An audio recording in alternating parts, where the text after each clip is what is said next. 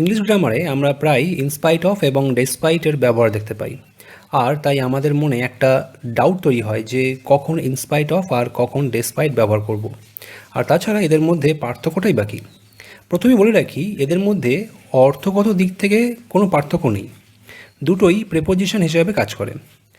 দুটো আইডিয়ার মধ্যে কন্ট্রাস্ট তৈরি করতে বা কন্ট্রাডিক্টরি আইডিয়া প্রকাশ করার জন্য কিন্তু সেন্টেন্সে এদেরকে ব্যবহার করা হয়।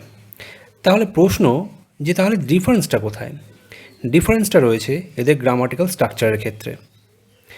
তোমরা খেয়াল করে দেখো, এখানে ইনস্পাইট অফ যখন আমরা লিখব বা ইনস্পাইট অফের পরিবর্তে যখন ডেসপাইট লিখব, তারপরে আমাদেরকে একটা নাউন বসাতে হবে।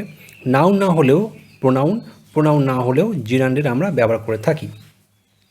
এখন যদি আমরা সেন্টেন্সে কোথাও ইনস্পাইট অফ ব্যবহার করি, তাহলে সেখানে ডেসপাইট ব্যবহার করা যাবে, কিন্তু খেয়াল করে দেখো আমরা যেটা ভুল করি সাধারণত, যে ডেসপাইট লেখার পর তার পাশে সঙ্গে সঙ্গে অনেক সময় ভুল করে আমরা অফ বসিয়ে ফেলি। সেটা কিন্তু হবে না, নয় লিখতে হবে ইনস্পাইট অফ কিংবা লিখতে হবে ডেসপাইট, দুটোরই কিন্তু অর্থ একই প্রকাশিত হবে এখানে। এক্সাম্পলে দেখো, আমরা প্রথম যেটা আমি লিখেছি, in spite of my hard work I couldn't make much money. এখানে আরেকটা কথা বলে রাখি, যে আমি এক্ষুনি তোমাদের বললাম যে ইনস্পাইট অফ এবং ডেসপাইট দুটো আইডিয়ার মধ্যে কন্ট্রাস্ট তৈরি করতে ব্যবহার করা হয় বা কন্ট্রাডিক্টরি আইডিয়া প্রকাশ করতে সাহায্য করে। অর্থাৎ সেন্টেন্সে যখন দুটো কথা বলা হবে বা দুটো আইডিয়ার কথা বলা হবে, দুটোর মধ্যে বৈপরীত্য আমরা পাবো।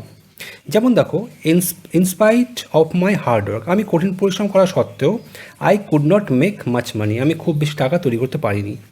তাহলে বোঝা যাচ্ছে কঠিন পরিশ্রমের সাথে বেশি পরিমাণ টাকার একটা জমার একটা সম্পর্ক রয়েছে। কিন্তু এখানে দেখো যে সে কঠিন পরিশ্রম মানে মানে আমি কঠিন পরিশ্রম করলাম কিন্তু বেশি অর্থ জমাতে পারলাম না। তার মানে এই দেখো একটা কন্ট্রাডিক্টরি বা একটা কন্ট্রাস্ট এখানে তৈরি হচ্ছে। তাই এখানে আমরা ইনস্পাইট অফ ব্যবহার করেছি। পরে দেখো, in spite of her illness she attended the meeting.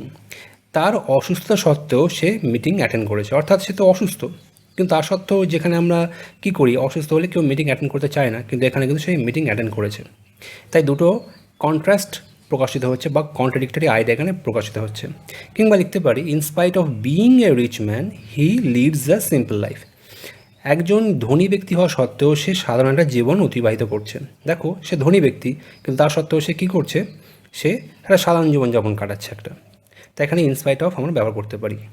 আবার দেখো, in spite of having a car she preferred to walk. অর্থাৎ তার কাছে একটা গাড়ি থাকা সত্ত্বেও সে কিন্তু হাঁটাটাকেই বেশি পছন্দ করছে। তখন গাড়ি আছে তা সত্ত্বেও সে হেঁটে যাচ্ছে, তাহলে একটা কন্ট্রাডিক্টরি বা একটা কন্ট্রাস্ট তৈরি হচ্ছে এখানে। অর্থাৎ গাড়ি আছে তবুও সে হাঁটছে, তাই আমরা এখানে ইনস্পাইট অফ ব্যবহার করতে পারি।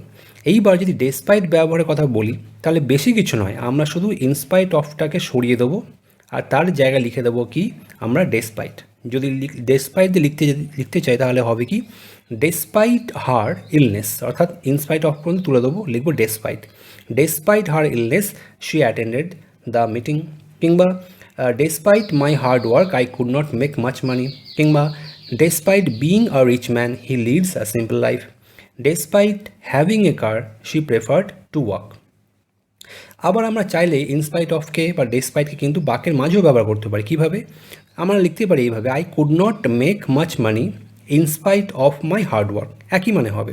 কিংবা she attended the meeting in spite of her illness বা ডেসপাইট হার ইলনেস। বা বলতে পারি, he leads a simple life in spite of being a rich man, বা he leads a simple life despite being a rich man. কিংবা লিখতে পারি আমরা যে she preferred to walk in spite of having car, বা she preferred to walk despite having a car. এইভাবেও কিন্তু আমরা ইনস্পাইটের বদলে ডেসপাইট বা ডেসপাইটের বদলে ইনস্পাইট অফ কিংবা বাক্যের প্রথমে বা বাক্যের মাঝেও কিন্তু ব্যবহার করতেই পারি। যেখানেই ব্যবহার করি না কেন, অর্থ কিন্তু একই থাকবে। আবার আমরা কিন্তু ইনস্পাইট অফ বা ডেসপাইটের সাথে আরেকটা স্ট্রাকচারও বাক্য লিখতে পারি। কীভাবে? আমরা in spite of the fact that লিখে তারপরে বাক্য এগিয়ে যেতে পারি, কিংবা ডেসপাইট দ্য ফ্যাক্ট দ্যাট লিখেও বাক্য এগিয়ে যেতে পারি। কীভাবে? দেখো এক্সাম্পলে দেখো, আমরা কী লিখবো, প্রথমে ইনস্পাইট অফ লিখবো, তারপরে দ্য ফ্যাক্ট দ্যাট লিখবো। লেখার পর আমাকে একটা ক্লজ তৈরি করতে হবে। কীভাবে লিখলাম? দেখো, যেমন প্রথম বাক্যটা, in spite of my hard work I could not make much মানি।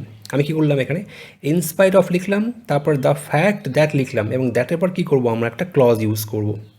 কী লিখলাম, এই যে in spite of my hard work এটাকে ক্লজে পরিণত করলাম। কী লিখলাম, আই ওয়ার্কড হার্ড, তারপর কমা দিয়ে বাকি যেটা ছিল I could not make much মানি। এইভাবে কিন্তু আমরা লিখতে পারি, বা লিখতে পারি despite the fact that I worked hard I could not make much মানি। একই রকমভাবে তোমরা কিন্তু 2, 3, 4 নম্বর যে বাক্যগুলো আছে এখানেও কিন্তু in spite of the fact that বা ডেসপাইট দ্য ফ্যাক্ট দ্যাট এইভাবেও কিন্তু ব্যবহার করে তোমরা লিখতে পারো। তোমাদের যদি এইভাবে in spite of the fact that বা ডেসপাইট দ্য ফ্যাক্ট দ্যাট দিয়ে লিখতে অসুবিধা হয়, আমাকে কমেন্ট বক্সে জানাতে পারো, আমি তোমাদেরকে আরও ব্যাখ্যা করার ব্যাপারটা জানাবো। আশা করছি তোমাদেরকে ইনস্পাইট অফ এবং ডেসপাইটের ব্যবহারটা বোঝাতে পেরেছি। যদি তোমার ডাউট থাকে তোমরা নিশ্চিন্তে আমাকে কমেন্ট বক্সে উত্তর বা প্রশ্ন রাখতে পারো, আমি অন্য ভিডিওতে সেগুলো বোঝানোর চেষ্টা করব। Thanks for watching the video.